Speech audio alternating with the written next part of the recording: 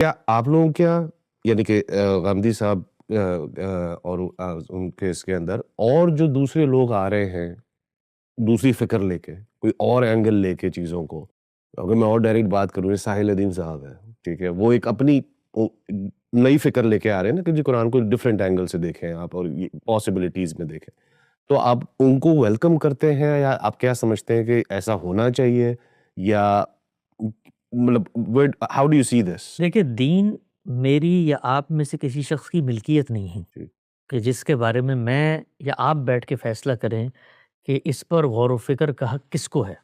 یعنی میں یہ طے کر دوں کہ اس پر تو غور و فکر ابتدائی دور کے 4 امام کر سکتے تھے. قرآن مجید انسانوں کے لیے بھیجی گئی ہے، انسان اس کے مخاطبین ہیں. انسانوں کے اندر یہ چیز فطری طور پر طے ہے کہ وہ اپنی صلاحیت کے لحاظ سے چیزوں کا اختصاص پیدا کرتے ہیں. مثلا دنیا کے اندر آخر میں بھی اسی طریقے سے اپنے جسم کو سمجھتا ہوں جس طرح آپ سمجھتے ہیں، لیکن ہمیں میں سے ایک شخص آگے بڑھتا ہے اور اختصاص پیدا کرتا ہے، صلاحیت کو نشو و نما دیتا ہے اور ڈاکٹر بن جاتا ہے. حالانکہ وہی گردہ ہے اس کے پاس جس کو وہ علاج کر رہا ہے جو میرے پاس ہے، حالانکہ میرے گردے پہ علاج کر رہا ہوتا ہے وہ. لیکن کیا ہوتا ہے، صلاحیت کے اعتبار سے پھر درجات پیدا ہوتے ہیں، طبقات پیدا ہوتے ہیں. تو اسی پس منظر میں ہمارے یہاں علماء کا ایک ادارہ پیدا ہو. خود قرآن مجید نے بتایا ہے کہ کچھ لوگوں کو ہونا چاہیے جو اٹھیں اور اختصاص پیدا کریں، لیتفقہوا فی الدین، تفقہ فی الدین ان کے اندر پیدا ہو، اور پھر اس کے بعد وہ قوم کے پاس جائیں اور جا کر لوگوں کو انذار کریں. تو کوئی بھی شخص، دنیا کا کوئی بھی شخص دین پر اگر غور و فکر کر کے لوگوں کو ہدایت کی طرف لانا چاہتا ہے تو اس کو اختصاص پیدا کرنا ہے. اب کسی شخص نے کتنا اختصاص پیدا کیا ہے یہ فیصلہ اس کے کام سے ہوگا. کچھ چیزیں تو مسلمات ہوتی ہیں، یعنی ہم یہ جانتے ہیں کہ جس وقت آپ دین پر کام کرنا چاہتے ہو تو آپ کو زبان سیکھنی ہے. ظاہری بات ہے، آپ زبان کے بغیر اس ماخذ تک رسائی کیسے حاصل کریں گے؟ وہ تو اس عربی زبان کے اندر ہے. تو یہ تو فطری مسلمات، یہ کوئی کرائٹیریا میں اور آپ نہیں سیٹ کر رہے، فطری مسلمات میں سے. اسی طریقے سے اگر دین پر آپ غور و فکر کر رہے ہیں تو علم کا تقاضا یہ ہے کہ اگر اس پہ پہلے غور و فکر ہوا ہے تو اس کو آپ جانیں. کیونکہ دنیا میں کسی بھی فیلڈ آف نالج میں کہ آپ وہاں جا کر پہلے دن پہیہ یاد کرنے کے لیے بیٹھ جائیں تو آپ کو جاننا پڑے گا بھی قرآن مجید ہے، اس کو لوگوں نے سمجھا ہے کس طریقے. تو علم کی تاریخ سے آپ کی آ گئی ہو، علم کی روایت کے ساتھ آپ جڑیں.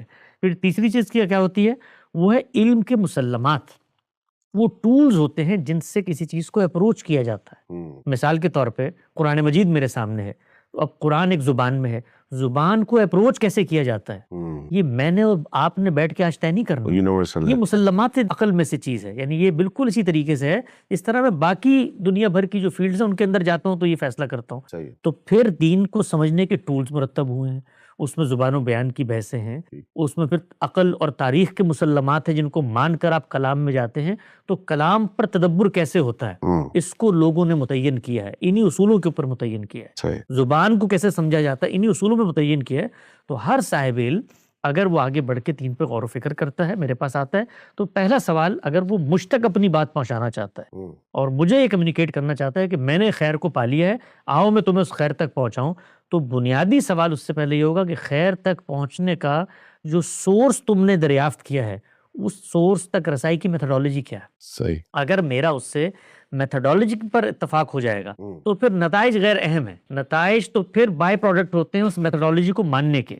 تو دنیا بھر میں طبقات افراد پیدا ہوتے رہتے ہیں، وہ چیزیں بیان کرتے ہیں، ان کو حق ہے، ہر شخص کو دنیا میں حق ہے.